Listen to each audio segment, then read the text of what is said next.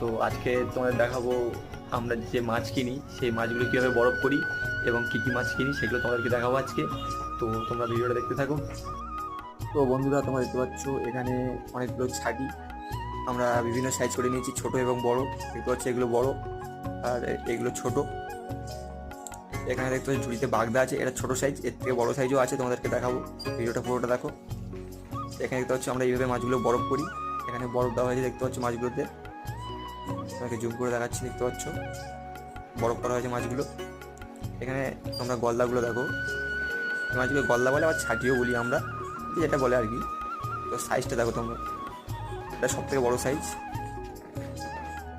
তো এখানে তোমাদেরকে বাগদা দেখাবো এবারে। বাগদাগুলো দেখো, এটা মিডিয়াম সাইজ বাগদা, দেখতে পাচ্ছ।